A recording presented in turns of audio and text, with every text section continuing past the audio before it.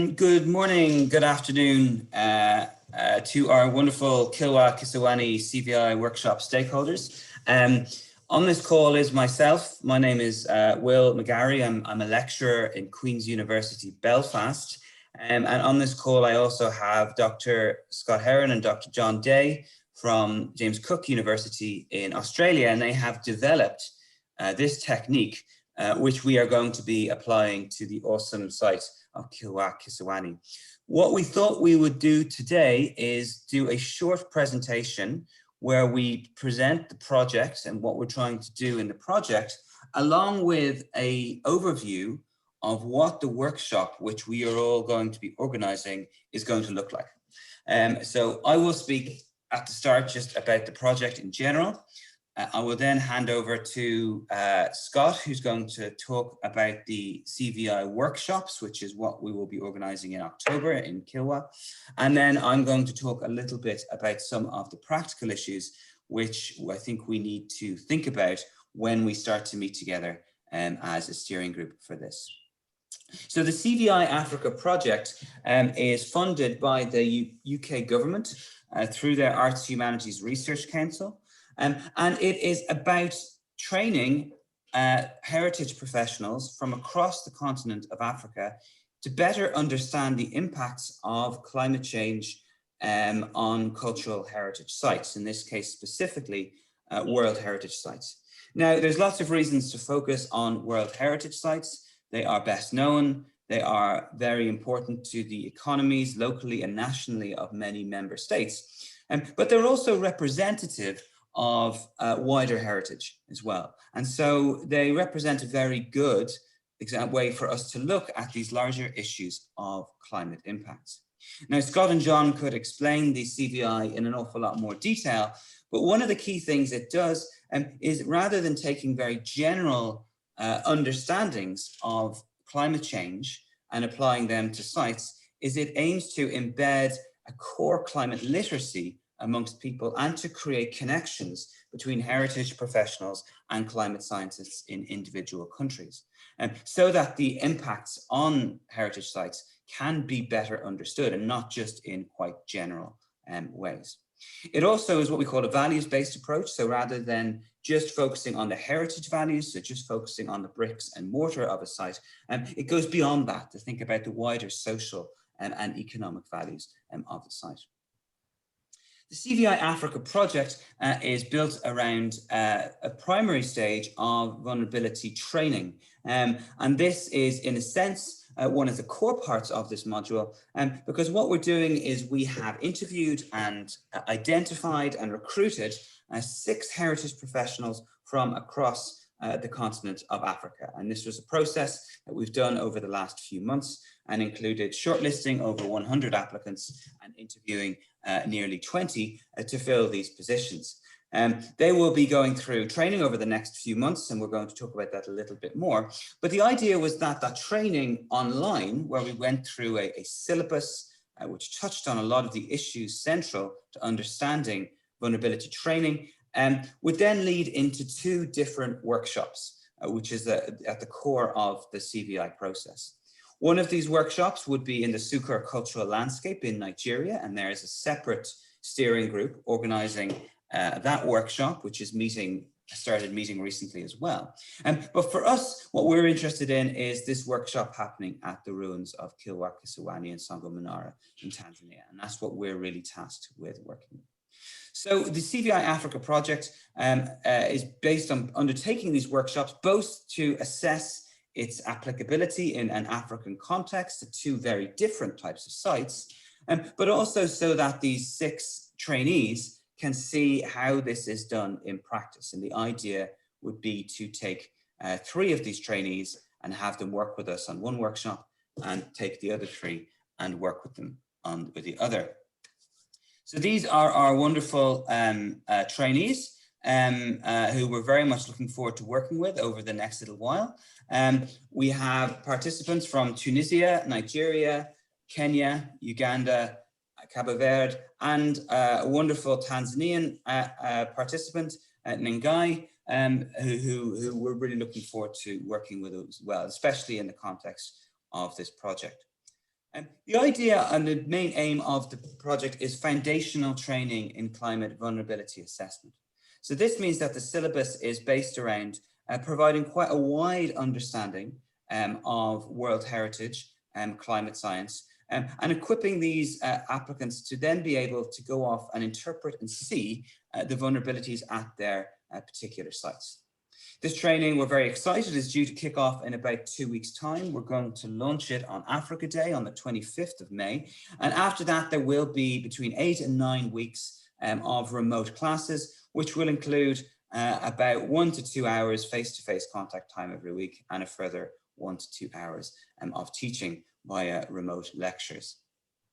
The modules for this course, just to give you an overview of the kind of topics these participants are going to be covering, we'll start off quite foundational in how we understand world heritage, and ICOMOS and various other partners on this project are really the ideal and best people in the world to address this question. We'll then be using a lot of climate scientists, both international and local, to delve into the issue of climate change and what the specific impacts are, not just regionally, but right the way down to country levels. We're then going to think about this intersection between climate change and cultural heritage and some of the work that's happened there over the last 5 years. And then after that, the modules get into the CVI process, and Scott and John are much better to talk about that. So I'm going to ask them to do that now in a second. And it will culminate with a series of modules which look at the CVI workshop and what we're going to be doing. So each of these modules corresponds to a specific week of training. So I'm going to actually pass over to Scott now, and he's going to talk about what those workshops might look like. And then I'll come back in later on and talk about some of the Kilwa specific practicalities. Thanks, Will. That's fantastic. And it's a really great place to segue across to the discussion of the CVI and the workshop and our process as a steering committee towards that. So that last element in the training modules that we discussed is going to contain some of this same information that we're looking at. By way of an introduction, the Climate Vulnerability Index, CVI, is a values-based, science-driven, community-focused tool to do a rapid assessment of climate vulnerability that was developed specifically for World Heritage properties, but developed so that it could be applied to all types of World Heritage properties, cultural, natural, and mixed, in a variety of locations. The framework for the CVI is shown now on the screen. You can see that there. It's developed from an existing IPCC, that's the Intergovernmental Panel on Climate Change, IPCC Vulnerability Assessment Framework, and that consisted of the first 5 objects in this flow diagram that take us through the exposure to climate stressors, the sensitivity of the system to those, and the adaptive capacity of the system to respond to those, to arrive at a measure of OUV vulnerability. That's the outstanding universal value, the reason for the World Heritage inscription. But we extend beyond that to also include the community that's associated with the property. And for that, we again assess the sensitivity term, this dependency of economic, social, and cultural components of the community upon the property itself, and the adaptive capacity of those community components in the face of potential vulnerability of the outstanding universal value, the potential loss of World Heritage values due to climate change. And combining those pieces of information takes us to an assessment of the community vulnerability. That's the process we go through in the workshop, but it's also a process that we as the steering committee will need to go through in preparation. And I'll explain more of that as we come forwards. But back to those 3 key terms: values-based. One of the key foundational steps for the CVI process is to identify the key World Heritage values that led to the inscription of the site. So they form a key lens through which we look to analyse the climate vulnerability. These are derived from the Statement of Outstanding Universal Value for the property of interest. We've also had some initial stages of applying this CVI process to non-World Heritage properties, and typically there is a foundational document that describes the values of those properties as well. But it's also important to note that whilst the Statement of OUV recognises the universally valued components of a property, there are also other significant property values that a property may house. Now, these might not reach the global standard that World Heritage UNESCO identifies, but they might have significance at a local or even a regional scale. And it's important to acknowledge and identify those and to document them. And that's helpful for future activities in terms of the management of the property. The second point in that list was that it's science-driven, values-based, science-driven. We have identified in the CVI process and informed by numerous other activities, including the IPCC process, this list of climate stresses. Now, not all of these will be applicable to every property, but we needed to look across the over 1,100 World Heritage properties and consider what might be a core list. We also, down the bottom, leave some space for specific to a property climate stresses. So some stresses that might be very much context specific to a property. And we look to historical data and future climate projections to base our analyses of the climate exposure going forwards.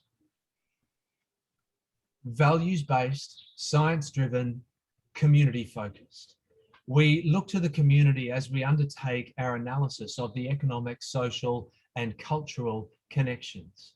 The economic sphere considers the business types that are linked to the property. The social sphere considers the locals, but also outside visitors who are connected with the property physically. They visit the property or they live within the boundary of the property. In the cultural sphere is people who have an affiliation with or a connection with that property because of a cultural reason, some of whom may never have actually visited the property, many of whom will have visited the property. As I mentioned before, our dependency term looks to the level of connection of the property, the community around the property, and the effect of the loss of key World Heritage values and the impact that would have. The adaptive capacity looks at how that community component might be able to change in the face of those potential impacts to the community.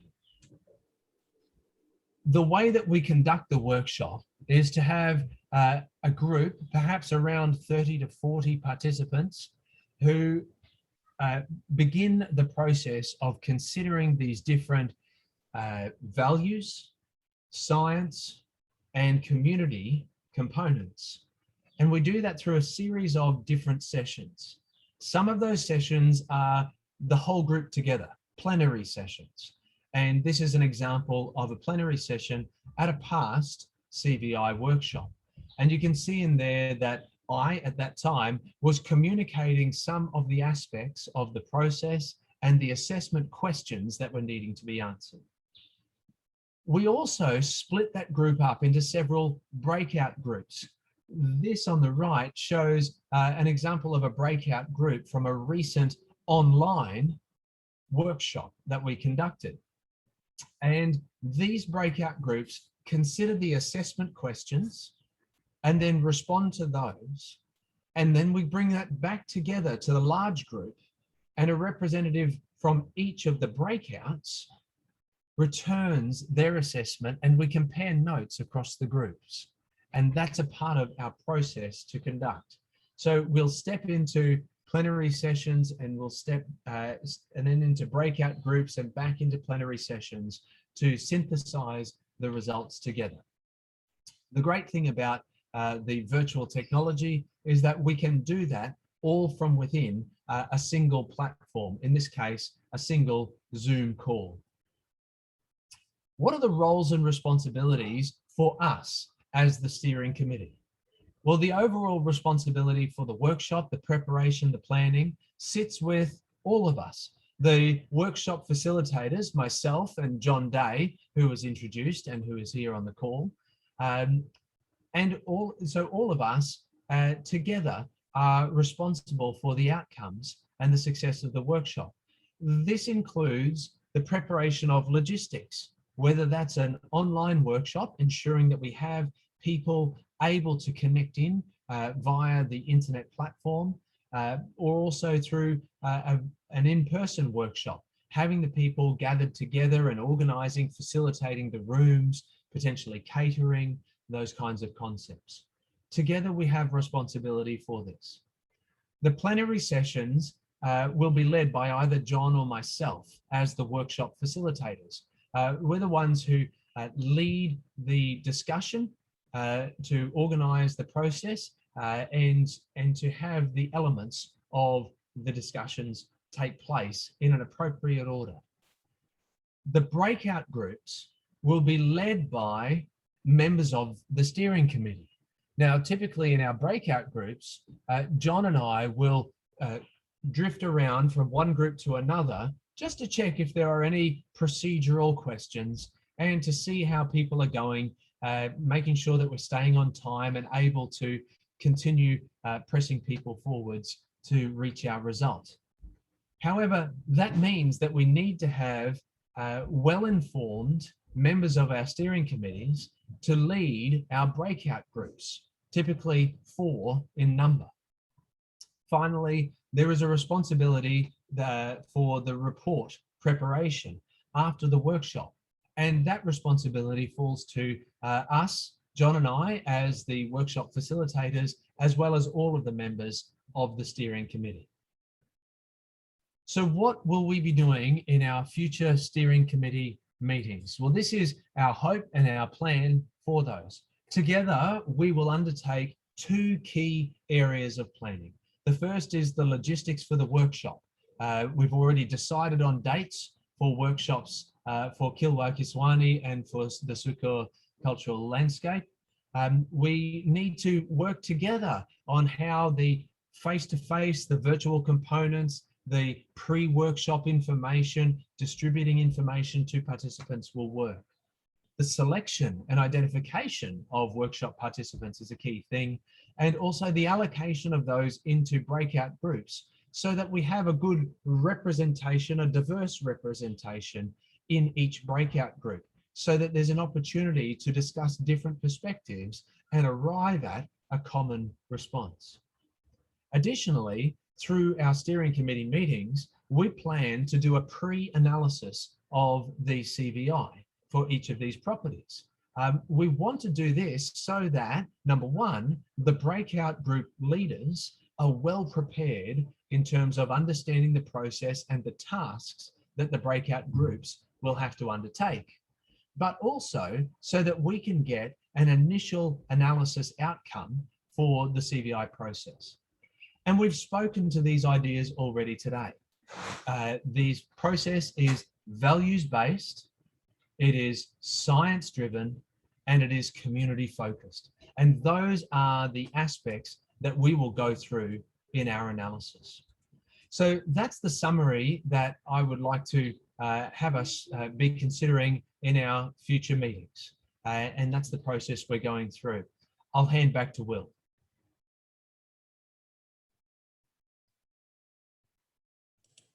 Wonderful. Thank you very much, Scott, for that. I'm going to go back to my presentation here and just continue with this. So Scott has wonderfully summarized what the workshops will look like. an emphasis on who is involved in the roles which people need to play, specifically our own responsibilities with regards to delivering these workshops, which starts long before the workshops actually happen themselves. And so some of the key questions, and most of these I think fall within that first heading of workshop practicalities that we need to think about as over the next couple of months as we start planning and putting this workshop together. Our challenges related to the current global situation that we're in, and some of them are just much more normal challenges around organizing an event like this. So the first question we'll need to discuss, and I don't think that any of these things need to be discussed now, I think we just need to have them on our radar to think about in terms of the Kilwa Kisiwani workshop, is the format of what it's going to look like.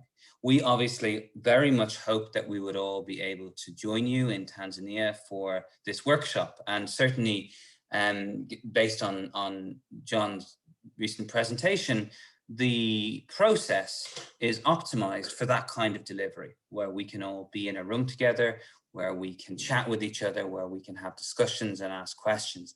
Now, we have to be realistic that that might not be possible in exactly that way. So we will have to make decisions as to what this workshop will look like and how we can have them with Scott and John facilitating remotely, and whether or not any international participants will be able to be there or not. And those are just questions that we will need to have.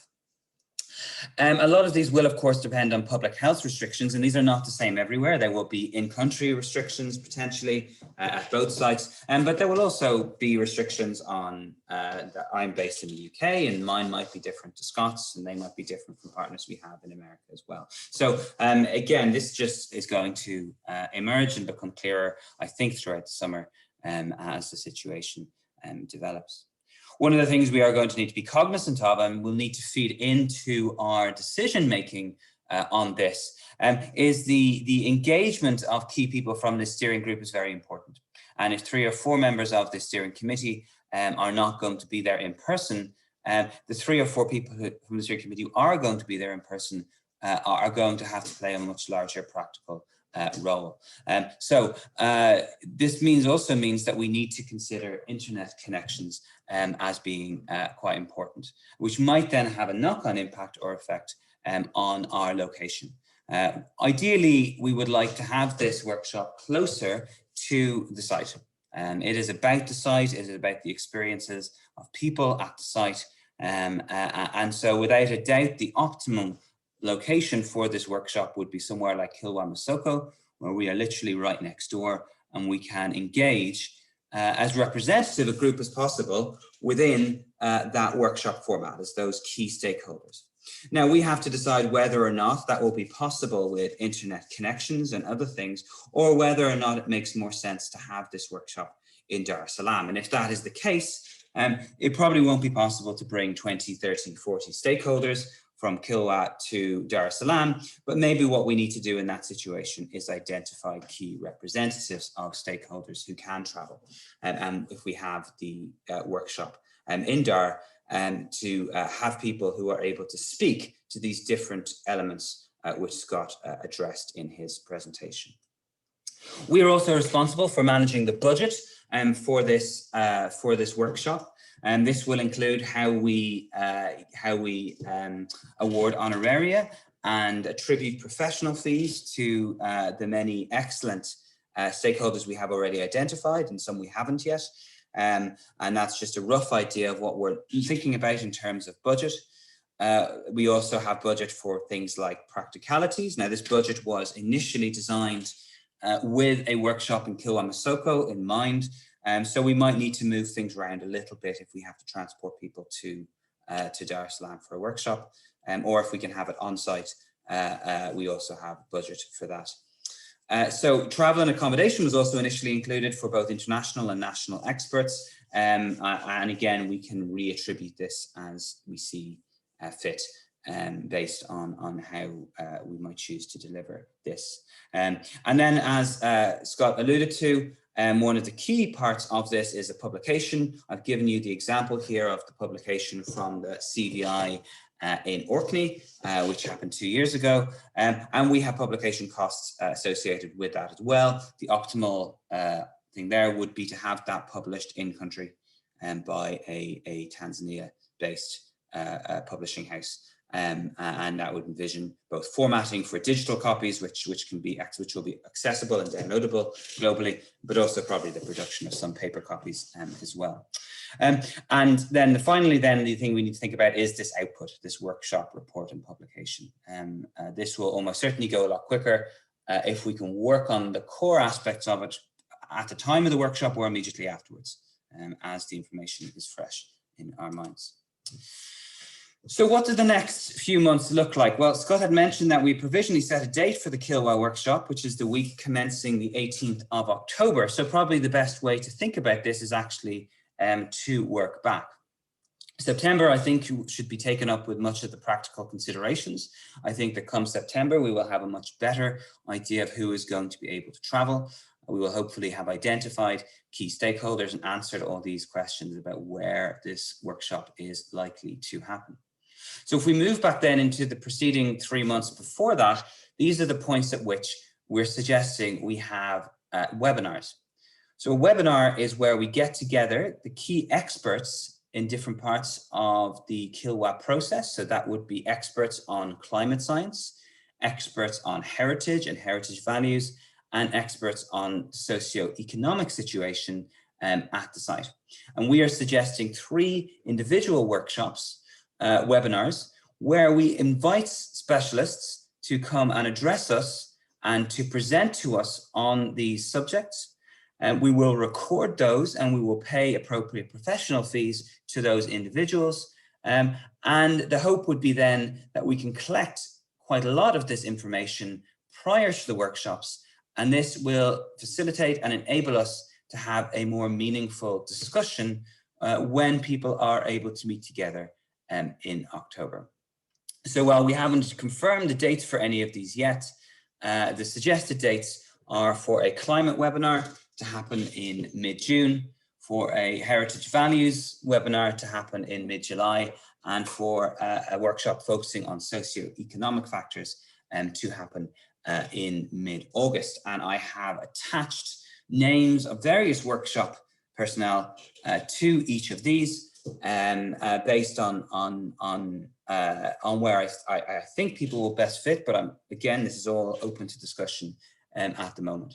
The aim here would be that each of these would last anywhere between 1 and 3 hours probably, and we would also have time for discussion, and it really is a way just of bringing in one place the wide range of expertise that is present at the site. And I'd like to thank Bagumba and Mercy for helping me come up with these names of stakeholders. We have a further long list of names who we haven't attributed yet to people. So I would suggest, following this video, that my most pressing priority will need to be identifying a date quite soon where we can chat and confirm these dates and start inviting people. Certainly what I think we need to do to give people as much notice as possible. So I will liaise with Bagumba and Mercy and Scott and John and yourselves over email, and that will allow us just to hopefully come up with a date that will confirm the dates and give us a plan of action moving forward. So that brings to an end the formal part of this presentation. We very much look forward to meeting everybody and being able to answer any questions which people have. Hopefully we can do that sooner rather than later. I think the sooner we start to get things in motion, the more prepared we'll be for each of these events. And probably the last thing to say is just to stress how excited we all are in working together on this, and how much we're all really looking forward to getting to know everybody in the steering group over the next couple of months, and then in the wider workshop stakeholders after that. Thank you very much.